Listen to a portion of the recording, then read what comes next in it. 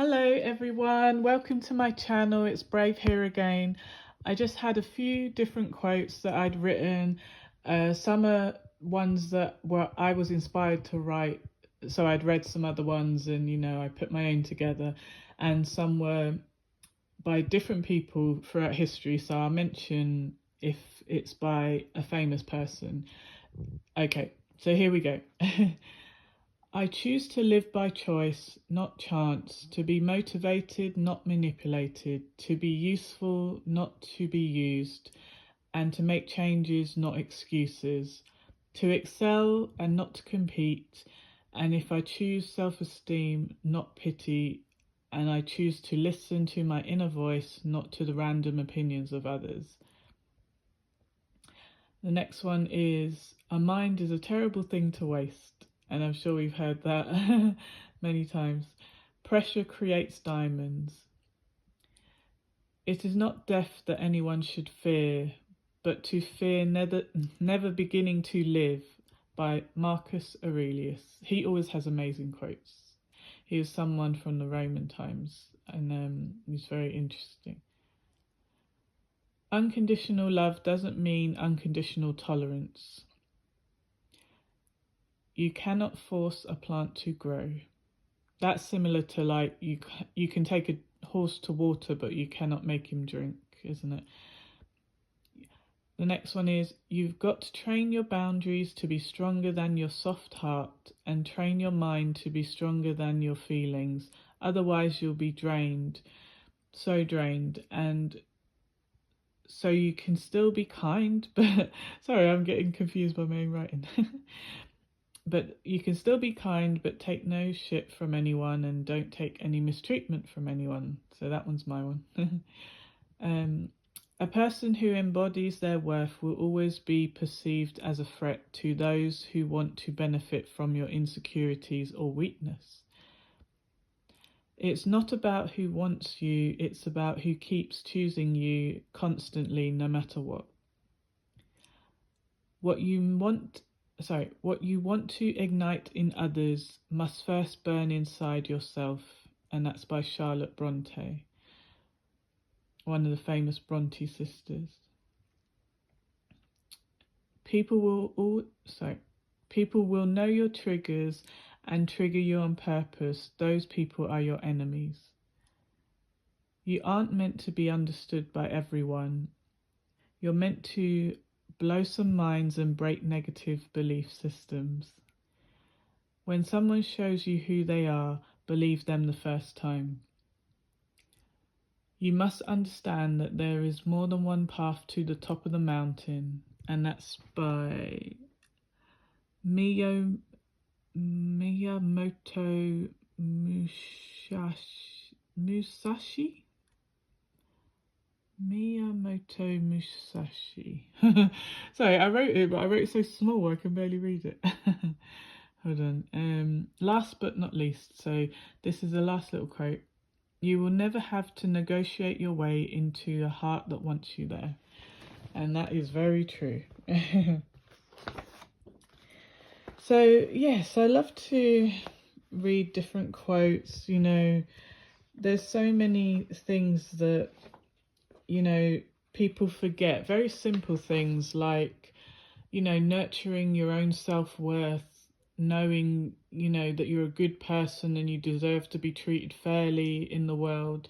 You deserve the same love and kindness that you give everyone else, that is so important. And it's so simple, when people say, go love yourself, it's like some people, I guess because of their trauma and brokenness, they don't know how to go out and look after themselves. But they'll give other people all the love and attention and kindness that they should be showing themselves. It's kind of weird.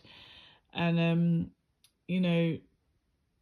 even though, yes, it's hard to go through trauma and it's hard to recover from abuse, different kinds of abuse, but at the end of the day, it's like, if you insist on living, then make the effort to change your life, because otherwise you're going to get up every day and wish you were dead, you know? And I hate to be graphic and I don't want to trigger anyone, but that's the truth of it. If you insist on living, create a life you can be proud of, create a life you don't want to escape from.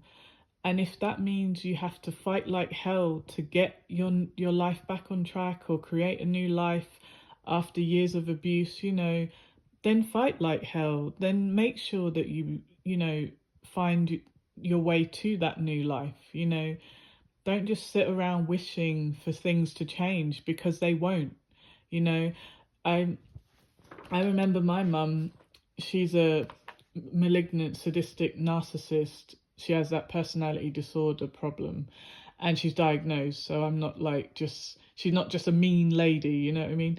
And my dad as well had the same condition, diagnosed. And the weird thing about them is that they would kind of sit around waiting for their life to change, you know, like wishful thinking, always complaining, oh, I wish I had this, I wish I had that. And then I used to always be rooting for them, you know, like even when I was 10 years old, I was praying for their success, wishing I could go and work and help contribute. And I'm only 10 years old, you know, and as soon as I could work, you know, I was studying and working so that I could contribute, you know, because it's weird because when I did like get enough money to contribute and help my mum and stuff, because she was a single mother, because the dad just abandoned us and came in and out of our lives with abuse and violence and stuff. But it was weird how she would always complain, oh, I wish I had a good house, or I wish I had, you know, a good job, or I wish I had this, or I wish I had nice things. And yet she had access to those things. There was no reason she couldn't have a nice place to live, you know. And I, even at like 12, I managed to talk to other adults and say, you know, is it hard to get a house or something, or is it hard to, and they were like, well, you know, you're in your mum's position. No, she wasn't in a position that was dirt poor, that she couldn't, you know, get a good place to live if she talked to the right people. And you know, it was weird, like, because money wasn't the problem, she was the problem. She was just sitting there saying, I wish, I wish, I wish, but not going to, you know, get the paperwork, you know, because the money was there, you know.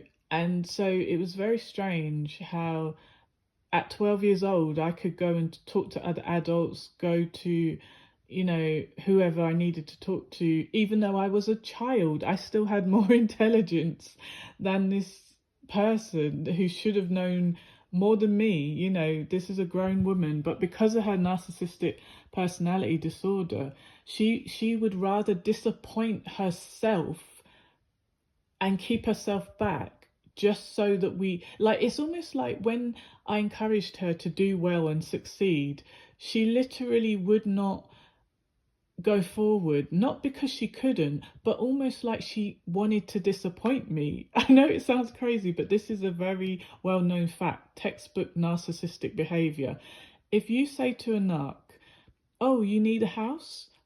I have a house, I'll give it to you, free of charge, all you have to do is pay the bills. They would be so insulted that you were so generous and magnanimous and kind that they would refuse you your request or your offer, not because what you're offering isn't great, but they would refuse you just so that they can see the disappointment and confusion on your face.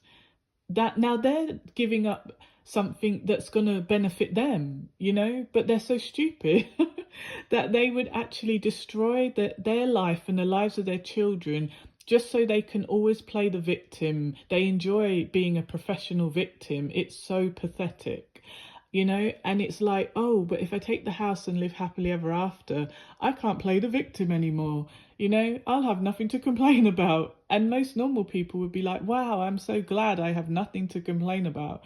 But no, narcissists need to always disappoint someone, even if it's themselves. Like, they don't want you to be happy. They don't even want you to be happy with them. Like, how effed up is that, you know? Like, it's really, really hard to understand. why they do this, but it's part of their sick compulsion. You know, narcissists are very damaged, sick people, and they're never going to change. They F up their life by themselves.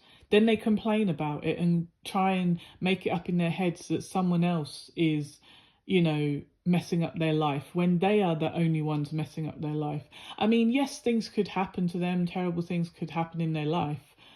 I'm not saying that bad things can't be done to them that wasn't of their own doing, but I'd say 80% of the bad stuff going on in their life, they created that. And obviously it would be different for most, you know, everyone's different, but with most narcissists, 80%, 70% of the stuff that's happening in their life, they created that shit, you know, and 10%, 20% was external factors that they couldn't control, you know what I'm saying? And it's really sad when you think about that, that someone would actually disappoint them, their own selves, you know, throw away that golden ticket, you know, not like, imagine if they won the lottery and they're like, oh no, this will make my family happy, I'll give it to someone else. You know, that's how stupid they are. And I really, you know, I had to watch this moron mother of mine just keep turning down amazing offers, amazing opportunities, even when I got to like an older teenager and then a young woman, a young adult. I was finding so many amazing opportunities for her and she would turn them down. And I would say, why? Why are you turning it down? And she would always make up some ridiculous excuse. And then when you said, oh, you claim you don't have the money, there's the money. What's your next excuse?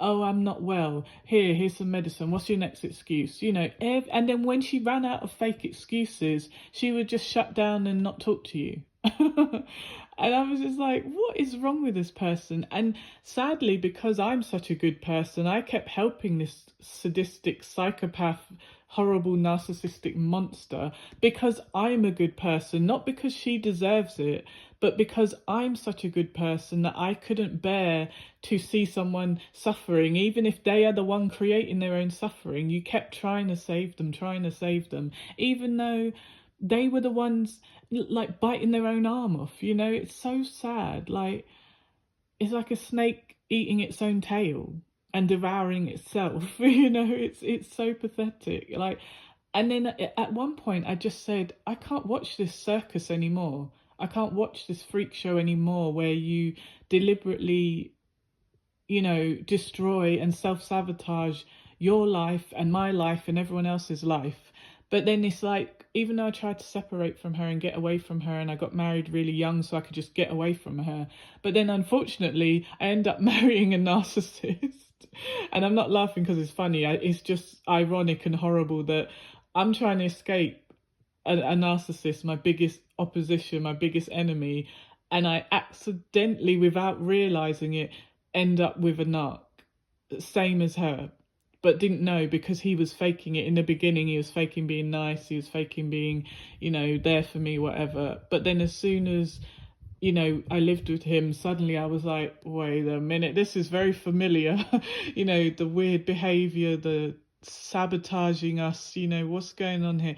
And then it was like, same thing happened where I just wanted to save him. I just wanted to, you know, love him into wellness, trying to heal him with my love, and it didn't work. Just like it didn't work with my mum or any other narcs in my family, grandparents who were narcs, dad, you know, sister, all these narcs in my family. You'd think I would recognize a narc, but I genuinely didn't know back then when I was a young person what a narc was. I just knew these people were acting bizarrely, and I didn't know it was an actual compulsion they had from a mental disorder or a personality disorder. I thought it was just, you know, they were terrible people, or they were acting out, or they were under pressure or stress.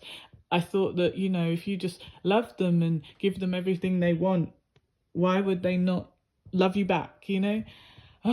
But yeah, being around narcissists is a very, very destroying, horrible, soul crushing experience, you know, and I really feel bad for anyone who, you know, is going through that, because thank God I've escaped all the narcs in my life.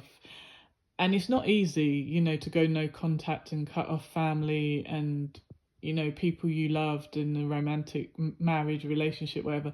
But you know, sometimes it's like, if you know, you realize you're gonna lose yourself, you're gonna let them destroy you, and you will end up being nothing, you know. And I'd rather be alone for the rest of my life than be subjected to the torture and abuse, because it's more than just them making you feel like nothing. Obviously, it's not just that. There's a lot more torturous behavior they put you through, you know.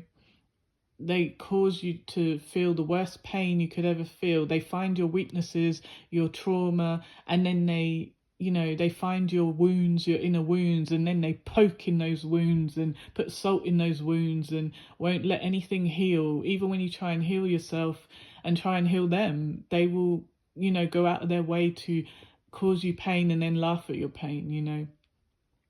Make you think they've got your back and then drop you and betray you in the worst way, you know. It's very hard and painful, but you know, we have to live with our guard up. You know, it's horrible to feel like you have to always have your guard up, but it's better to have your guard up and not need it than to need it and not have it. So that's all for now, but I just wish everyone, every good soul out there, peace, protection, love and light. And please go to Professor Sam Vaknin's channel, which can help you learn about what narcissistic personality disorder is, so that you can protect yourself from any narcissist, so that you can recognize the signs, and that way you won't even get weaved into their fake nice love bombing, you know, fantasy world in the beginning. Because otherwise, if you accidentally end up with a narc, it can destroy your life, and it can be really hard to escape or recover from. So I always, you know, advise people and recommend they go to Sam Vaknin's channel, even if you've never been with a narc or never had a narcissistic parent. But obviously throughout life you might come across someone who's a narc, so these videos on Professor Sam Vaknin's channel can really save your life, and I'm being serious. Okay, but take care everyone, God bless, and bye for now.